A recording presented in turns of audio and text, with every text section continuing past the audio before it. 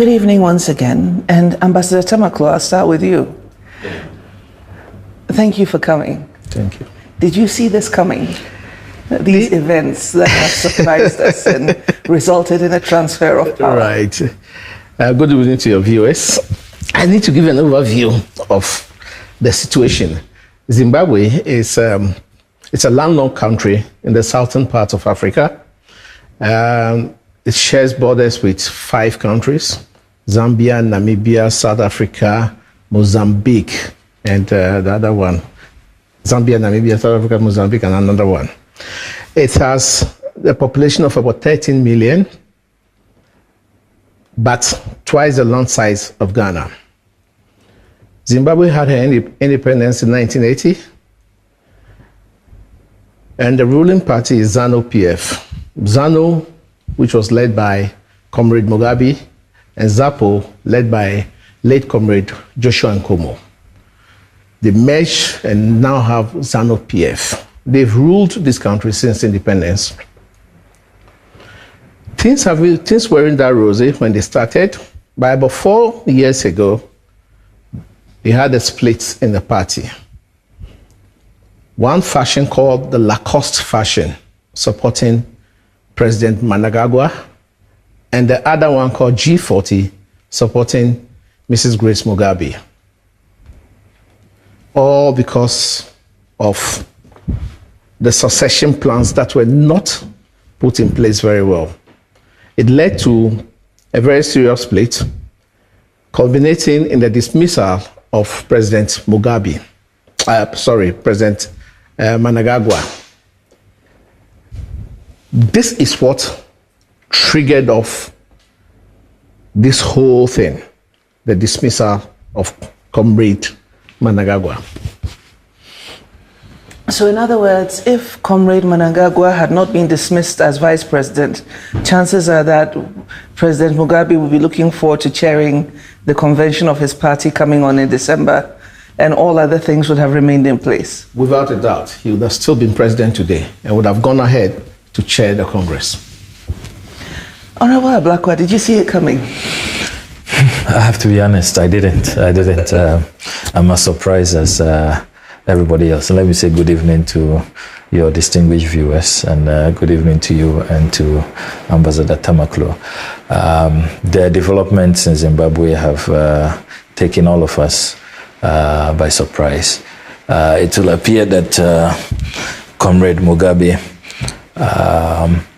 did not calculate the consequences of his staying in power and not preparing a succession plan clearly, and not reining in his wife, Madam Grace Mugabe.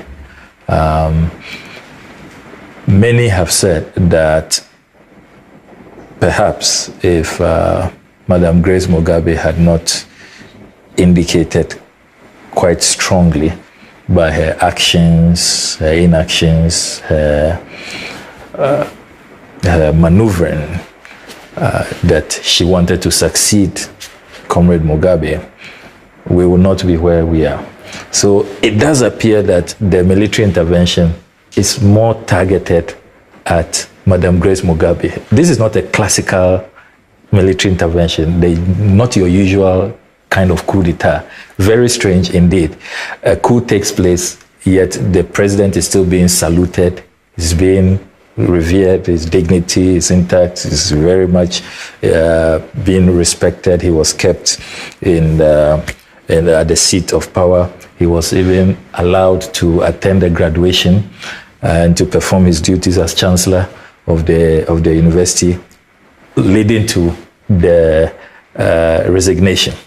And so it's not your typical military intervention. You get the impression that this intervention was targeted not at the man who had the power, who is head of state and commander-in-chief of the armed forces of Zimbabwe, but his wife, who was not accountable to the people and who really was not the leader. The first time a coup is taking place against, somebody who is not the one in charge. So very, very interesting development. I'm sure that many researchers and many scholars would later on go into what has happened, and lessons will be learned. But we clearly did not see this coming. But it's a sad ending for a Pan-African icon, a towering figure, and I admire Comrade Mugabe for his ability to stand up to bullies, to pursue a cause which is in the interest of his people, especially the way he addressed the land question, which many leaders in Southern Africa, fear to address, and is still a ticking time bomb in that part of Africa. And if you look at his legacy, the fact that Zimbabwe remains the most literate country in the continent, most literate, African country, have the highest literacy rate. So I'm not one of those who falls for the Western propaganda that, a dictator, an autocrat who's disgraced the continent and who should not deserve his rightful place in history. Yes, as human, he had his flaws, he had his miscalculations. I think there should have been a succession plan. That notion that they did not identify a successor and he should really just remain president and be life president more or less did not help matters, and he clearly overstayed his welcome. But I must also add that if you look at the sudden turn of events, he appeared to enjoy a lot of control and support within ZANU-PF and within the establishment. But just when it was clear that the military was now in control, you saw what was happening in ZANU-PF, his own members of parliament in parliament. I was surprised at the rapturous jubilation when the speaker read his resignation letter.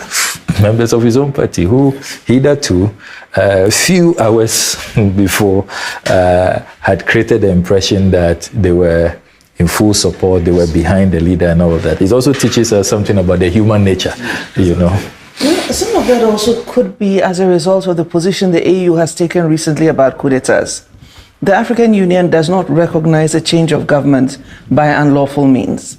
And so the moment that you have a situation where there is a change of government by unlawful means, and a coup d'etat is one of those situations, and the African Union comes out to say we don't recognize this, consequently, all other international organizations also don't recognize the government. Yeah. And effectively, you are under a sanctions regime.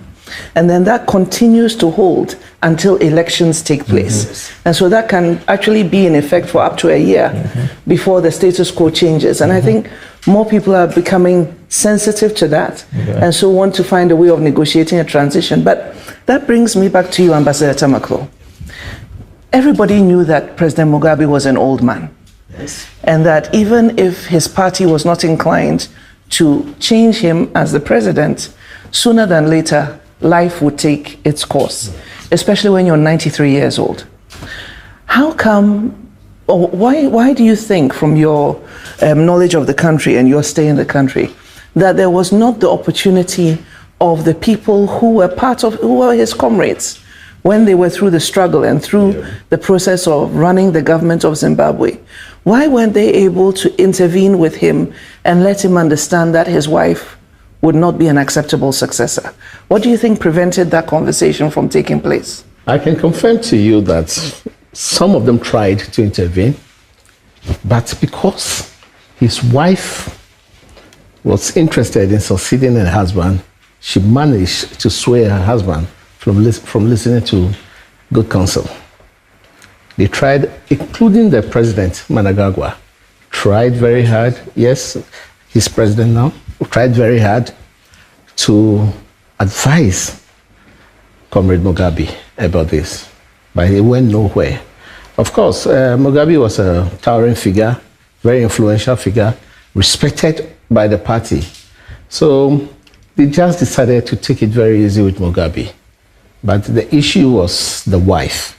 The wife ill-advised President Mugabe. So then what changed? Effectively, the moment that Mnangagwa himself was removed, Was that the final constraint that, as it were, galvanized the party into action? Because even though the events have played out for us on television as if they were spontaneous, this, for me, sitting back and watching, was not spontaneous. You cannot possibly have a situation where President Mugabe, with the kind of security that he had around him, could be removed from office without all of the people who were around to protect him being complicit in the idea that it was time for him to go. Yeah. And conversations had to have taken place before all of this rolled out, where a consensus was achieved behind the scenes, which we saw executed in the army's behavior. Or don't you think that was the case? I cannot confirm that. But definitely, you use the word spontaneous. So it was spontaneous, you know. I mean, I'm sure the army generals decided after a late night meeting that, no, let's give some shield to the citizens of this country, of their country, to talk. So they came out and gave that shield. And that's when the citizens spoke. It wasn't a coup. It wasn't a coup. No, it wasn't. And it's amazing that for 37 years, the army never decided to do this, but then just decided to do it all of a sudden. Which is the reason why I'm inclined to think that, as you said, there was a lot of internal resistance to the idea of his wife succeeding him. Yes. And so probably these conversations are going on in the quiet as to how to deal with that and to make sure that it did not happen. However, as you said earlier, perhaps some events actually triggered and accelerated the process of change. Sami, when you look at the situation as an outsider looking in and watching, and you realize that this is a situation where the ZANU-PF had to use unorthodox measures to be able to deal with what effectively was their problem. Mm-hmm. What does that tell you about the situations in which parties effectively take decisions that have the impact of changing the course of a country's destiny? Mm-hmm. And what does that tell you about what obviously had to be a collaboration between the party and the military to achieve that objective? This is a tough question. Clearly, you have a situation where the leadership of the political party ZANU-PF, the leadership of the military establishment, and what is now clear, the parliamentary organ of the party, were all ad idem. And that's why I believe, sitting on the outside and just observing how things have played out, that this was a well-hatched conspiracy. They had all spoken amongst themselves, and they had come to a certain agreement that we need to save the old man, Comrade Mugabe, from himself and save him from further distraction and stop Madam Grace Mugabe in her tracks. Because there couldn't have been such a smooth and bloodless, emphasis on bloodless, that even those protecting Comrade Mugabe did not fire, did not attempt to resist, and were not scared that this military invasion will probably take the life of the person they have sworn to protect, and so let us at least fight back.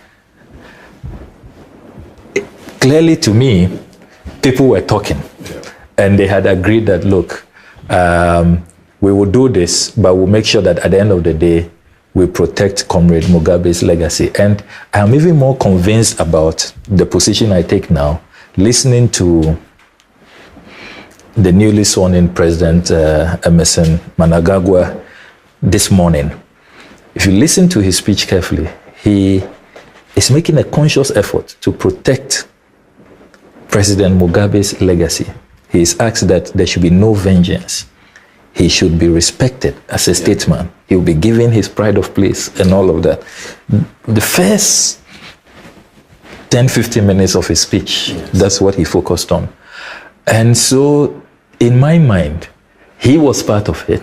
He clearly had emerged as the successor, preferred by the establishment, preferred by the party, preferred by the parliamentary wing. And so they worked out things together and executed it nicely. I must say that the lesson here, as relates to your question and the strength of political parties, is that it's good to have political parties who take interest in the leadership of their country. Often you find that in Africa, when a political party has delivered political victory and a government has emerged, the political parties then take a backstage. They appear to withdraw. So even when the government is not doing too well and there are issues to be addressed, the political parties are so weak because of the might of the government, incumbency, the state, the force of the state, and all of that. And so the political parties really just become an appendage. Maybe ZANU-PF was an appendage for the better part of 37 years, but they woke up to their responsibilities and they told themselves that, look, this is our country. We will be blamed as a political party. Let's take control. And you notice that they had to pass a vote of no confidence in their leader so that they send a message to him that, yes, the Congress is coming in December, but we don't consider you our leader. We are taking control. And yes, you've done your bit. We respect you. We will always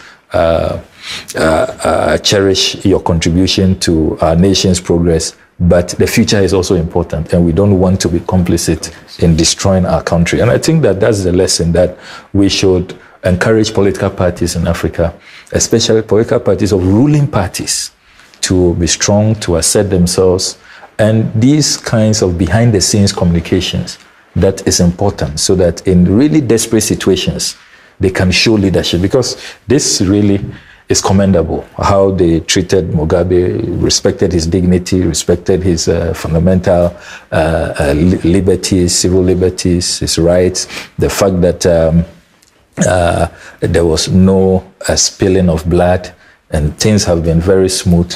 It's a very smooth operation, and you have to commend the leadership of the political party, the military establishment, and the leadership of their parliamentary wing for the unity, the sense of purpose in protecting their beloved country. I think it's quite admirable. Though I must add that the sad aspect is that they couldn't work out, they couldn't have the same consensus earlier, so that you didn't need a military intervention with, tankers moving in and taking over. The initial force could have been avoided.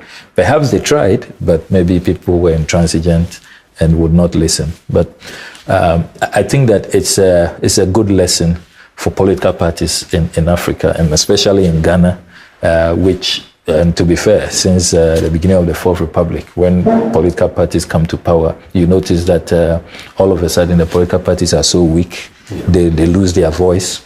There is no communication, little or no communication, and they are not able to tell the government that this is wrong, let's do things this way, and all of that. The internal criticisms and constructive suggestions that must be valued is lost. And so I think that these are useful lessons that we can learn. To add to that, Mugabe hasn't been expelled from the party. He has only been recalled. The other members of the G40 have been expelled. And Mugabe still remains a member of ZANU-PF. That just tells you the overbearing stature of the man Mugabe. I think they were not willing to do this until it got to a halt, until President Mnangagwa was fired in a very strange way. That is when they decided to move in. It teaches us a few lessons about what to do and the succession plans we should have. I think we're going to take a few lessons from what has happened. We will read the book, take a few lessons. And also, we need to start talking about term limits. for leaders on the continent. Thank you very much. We'll pause for a commercial break, and then when we come back, we'll continue to explore this topic in greater depth. Thank you, gentlemen.